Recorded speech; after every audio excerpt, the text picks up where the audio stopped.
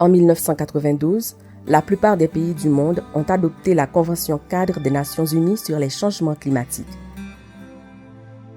L'objectif est de stabiliser la concentration de gaz à effet de serre dans l'atmosphère et éviter de dérégler davantage le climat. En 2009, 194 gouvernements ont créé le Fonds vert pour le climat pour aider les pays affectés par les changements climatiques à se développer sans impacter négativement le milieu. En Haïti, les dommages causés compromettent la transition du pays vers le développement durable et l'éradication de la pauvreté. Le ministère de l'Environnement, avec l'appui technique du Programme des Nations Unies pour le développement, a mis en œuvre le programme d'accès d'Haïti au Fonds vert pour le climat. Haïti conduit le processus d'élaboration du programme pays suivant une approche inclusive. Le premier atelier s'est tenu dans le département de la Grande-Anse.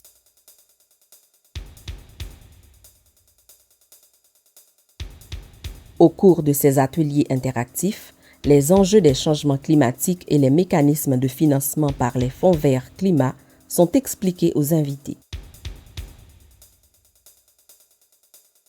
Ceux-ci partagent leurs points de vue et expriment leurs besoins locaux en termes d'adaptation et d'atténuation. C'est ainsi qu'est élaborée une liste de projets pour la résilience du département en question. Cette liste alimentera le programme Pays pour Haïti.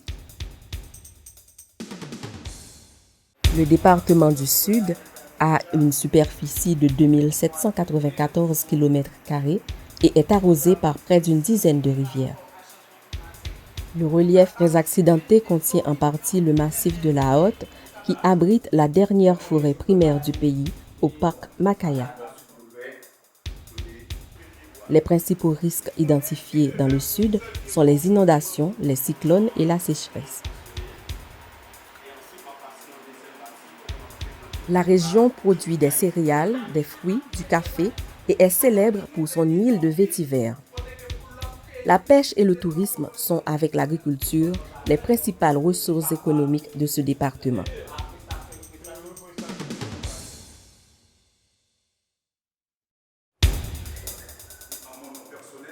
Le département des Nippes comprend 11 communes, dont 4 sont à risque d'inondation et une avec de sérieux risques d'éboulement pendant la saison des pluies. L'accès à l'eau ainsi que les conditions d'hygiène et d'assainissement sont des défis de taille, surtout en saison pluvieuse et cyclonique. Cependant, cette région est traversée par 6 cours d'eau en provenance du massif montagneux de la Haute. Le tabac, le café, les fruits, les céréales et la pêche sont les principales denrées de ce département.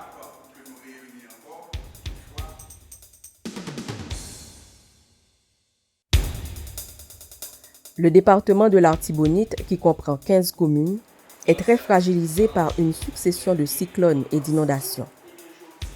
L'Artibonite est également vulnérable aux risques d'éboulement, de glissement de terrain et aux problèmes d'accessibilité. C'est une zone importante de production céréalière, maïs, riz, sorgho.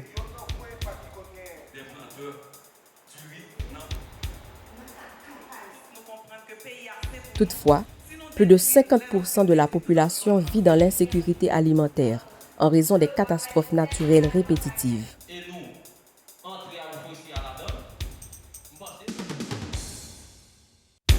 Le département du Centre est un vaste bassin montagneux dont l'altitude varie de 500 à 2000 mètres.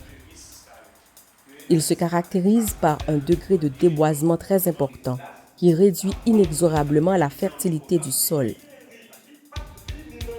L'impact réel de la dégradation est particulièrement notable dans les zones frontalières avec la République dominicaine. Les températures moyennes varient entre 20 et 30 degrés Celsius et la pluviométrie est de 1000 mm. Ce département est très affecté par les sécheresses fréquentes et prononcées causées par l'irrégularité des pluies. Caractérisé par un relief accidenté, des montagnes avec des pentes raides et des plaines alluviales, ce département est très exposé aux catastrophes naturelles. Il est souvent en proie à la sécheresse, aux inondations, aux cyclones et aux tremblements de terre, et l'accès aux services de base y est très faible. L'accessibilité entre les différentes communes du département demeure très difficile, surtout en saison pluvieuse. La participation des convives a été riche et animée et a apporté une contribution remarquable à l'élaboration du programme pays.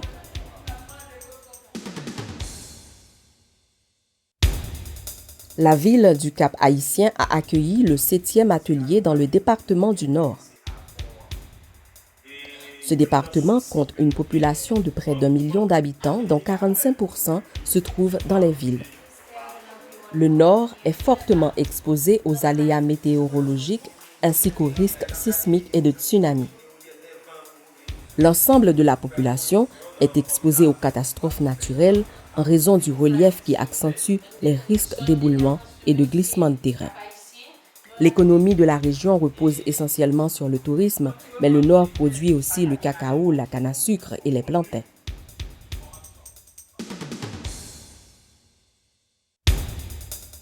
Port-de-Paix est le chef-lieu du département du Nord-Ouest. 90% des communes de cette région sont à risque d'inondation pluviale, de montée du niveau de la mer et d'éboulement.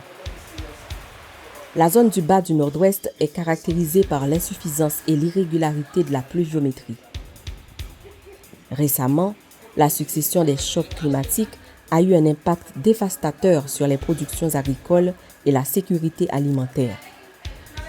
La vulnérabilité de la population aux maladies hydriques est accentuée par le tarissement des sources conjugué aux mauvaises conditions d'hygiène et d'assainissement.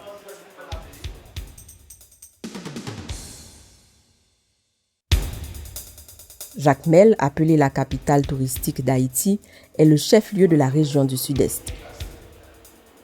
Le tourisme, l'agriculture et la foresterie sont les piliers de l'économie du département.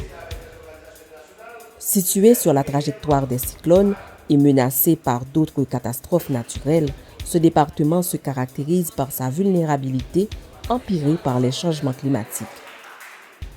Longé au nord par le massif montagneux de la Selle, c'est une région très affectée par les cyclones et le niveau d'érosion y est élevé. Les participants se sont avérés très inventifs en idées de projet. La Gonave, vu son importance dans le département de l'Ouest avec ses 80 000 habitants et ses 743 km², a aussi reçu la visite de la délégation. Des communautés côtières de la partie orientale de l'île de la Gonave se trouvent entre un bassin versant dégradé et un littoral surexploité. Les mangroves sont sérieusement menacées. Le déboisement intensif des reliefs favorise l'érosion et diminue considérablement leur capacité de rétention des eaux de pluie. La dégradation provoque des ruissellements torrentiels et une faible infiltration des nappes phréatiques.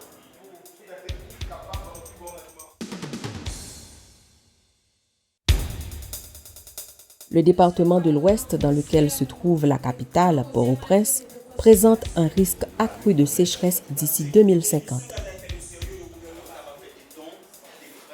Les plaines côtières sont les plus exposées à l'élévation du niveau de la mer. Cependant, la plus grande étendue d'eau du département, le lac Azuéi, connaît une montée du niveau des eaux, tandis que l'étang Troucaïman se dessèche entièrement en saison sèche. L'Ouest est aussi menacé par les crues de la rivière Blanche, dont l'embouchure traverse des quartiers populeux.